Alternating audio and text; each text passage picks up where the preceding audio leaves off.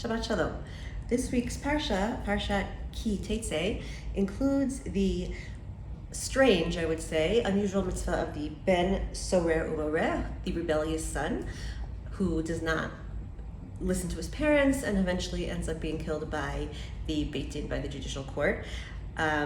It's such an unusual mitzvah that Chazal famously say that this situation never happened and will never happen, and the purpose of learning it is, as they say, drosh v'kabel schar, which means learn and receive a reward, which I think most of us interpret to mean study and see if there are any messages we can get out of it, even if we don't or never will fully understand this mitzvah and understand that it will never come to be.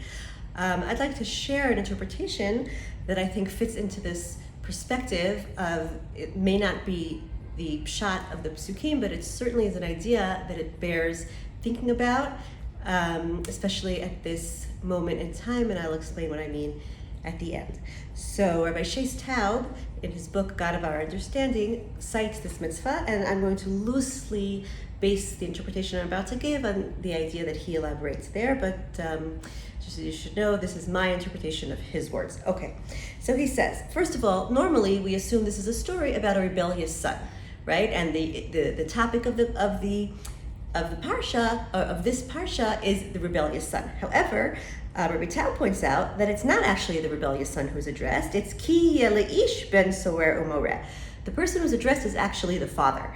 And if we keep going, eino shomea b'kol aviv uv'kol imo. You would normally assume that the pasuk would say, eino shomea b'kol aviv v'imo, who doesn't listen to his parents' voice. It's interesting that the pasuk divides it, does not listen to his mother's voice or his father's voice, right? And then basically the story continues that they seize him and they take him to the Beit Din and they say, this is our rebellious child.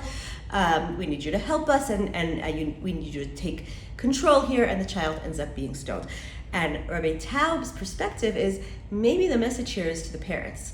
Maybe the issue is that the parents, who clearly are not speaking in the same voice, they are being a little bit too quick to judge their child, to seize their child, to not view their part in this dynamic with their child. Maybe they're also not behaving perfectly. And the point here is, look also at your own behaviors in terms of your interactions with other people. Don't assume the problem is the other person. Perhaps take a look and see, are you also playing a role in contributing to this calamity? And the reason I think this is a particularly apt message for us today is, certainly here in Eretz Yisrael, we are going through a time where there is a lot of discourse and strife about issues of public importance. And I think that the message that we should all take is, instead of pointing our fingers at others and describing what we think they're doing wrong, which is also appropriate to be able to see how you disagree with others. However, to also look at our own actions and our own behaviors and make sure that we're behaving in such a way that will promote unity and positive outcomes, rather than contributing to situations that escalate and lead to chas v'shalom tragic outcomes. Shabbat Shalom.